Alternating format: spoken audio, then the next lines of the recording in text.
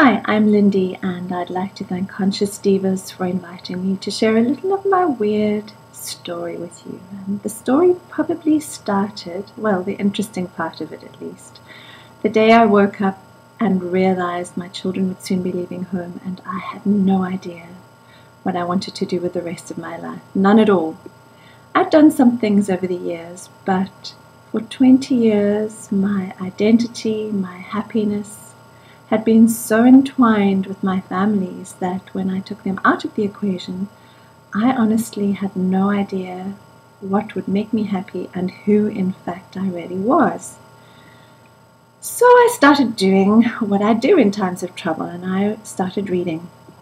And I came across a quote by Benjamin Franklin that said, "Either write something worth reading or do something worth writing about." And at the time I was actually trying to write my second book and just hitting a brick wall. And I thought, let me try this. If nothing else, hopefully it'll cure writer's block. So this is probably how I ended up on stage one night in front of 200 strangers, wearing my daughter's very gorgeous and very short little black dress, and some Audrey Hepburn gloves and stockings and high-heeled shoes and makeup, which, had you known me prior to this little episode, you would have known was completely out of character. I have always been a little judgmental about women who spend time and effort and money on their appearance. I've always proclaimed that beauty comes from within, and I still believe that. But there I was, standing on stage, ready to dance, looking a little like Cougar Barbie, I have to admit, and I'm not going to lie, it was terrifying. I could see my hands and my legs shaking.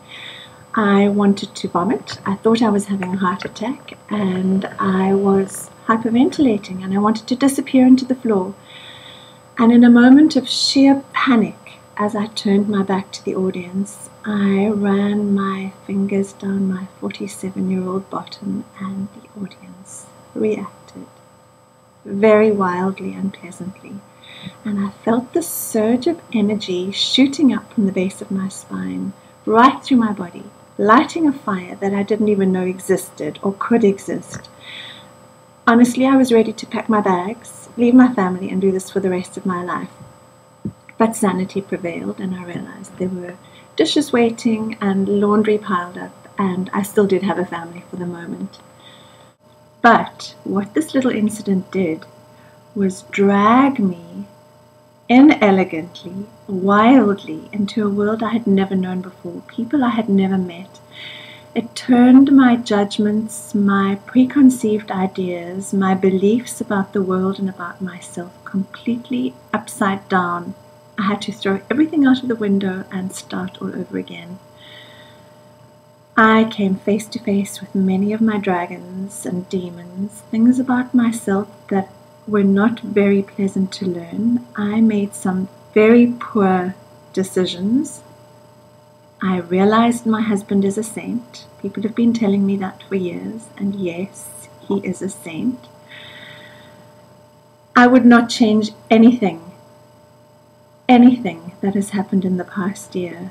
I know now without a doubt that unless we face those dark parts of ourselves and accept them as part of ourselves, there is simply no way we can share our light.